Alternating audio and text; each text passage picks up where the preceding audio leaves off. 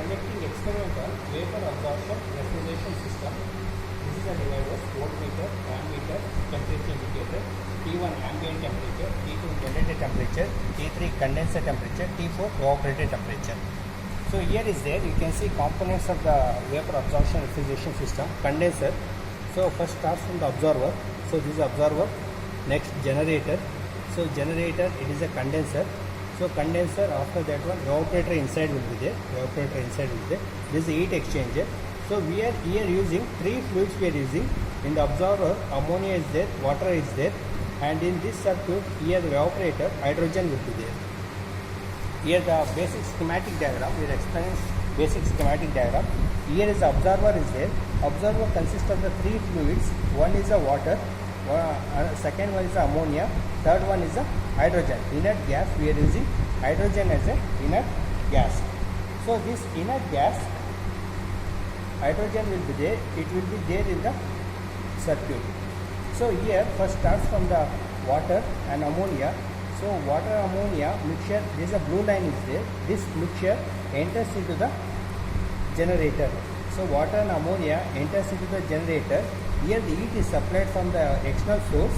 And here water and ammonia get separated because of the pressure, boiling temperature is different. Ammonia vapor gets converts into vapor stage and it will move up. So along with that also some water particle also moves up. This ammonia vapor, this again condenses, only water will be condenser and it will be fall down onto this tube, red line.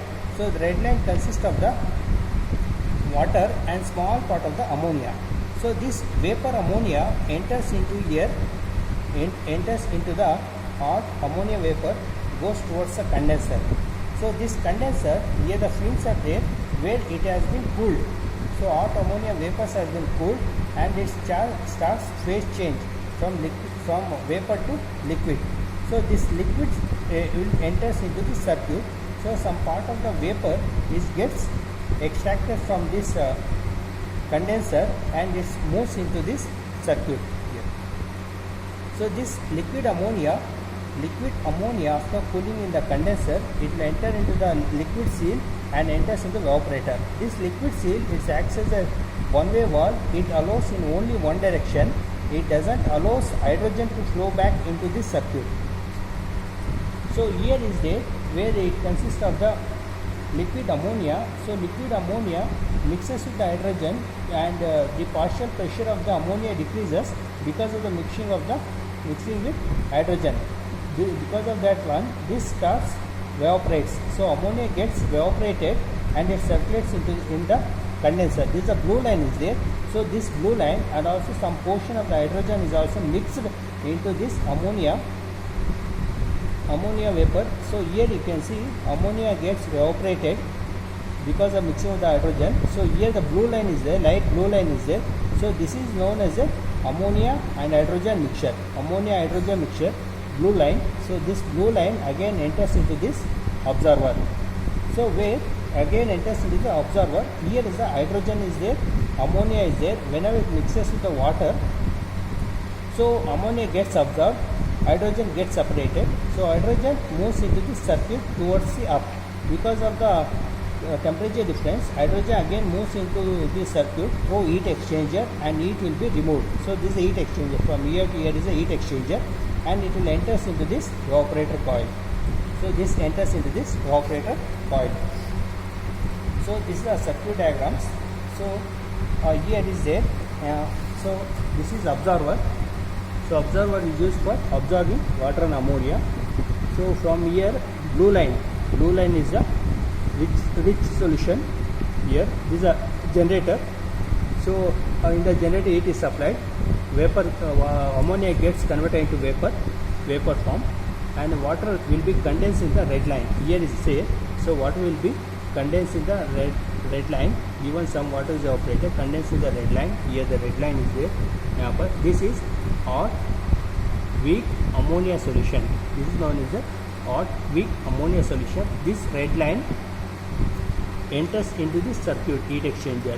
Here this is nothing but hot weak ammonia solution enters into this dark red line into this heat exchanger. So heat exchanger is enters into this concentric tubes is there. It enters. This hot red line will be enters. Here you see, you can see hot red line will be there. So it will be enters into this line. So this is a hot weak ammonia solution. So next is, so from this direction, so from here this is now the hot ammonia vapor going towards a condenser. So this is a condenser. This is a condenser fin. Here is a condenser fin where vapor is get converted into liquid. So even some portion of the vapor is there, it will be trapped from the outside. This is, see, one trapper will be there. So this ammonia vapor will trap. Only it allows liquid ammonia enters into this evaporator coil. Here it will mixes with the hydrogen, and this hydrogen partially mixing with hydrogen, because of partial pressure this vapor gets evaporated. Ammonia gets once again evaporated, moves into the evaporator, picks up the heat, and it enters into this observer. So this observer, and this water ammonia gets absorbed in the vapor. Ammonia vapor gets absorbed in the water. So hydrogen gets separated and it moves in this circuit. So here is a heat exchanger. Here you can see heat exchanger is there. So this is known as a removes heat from the hydrogen.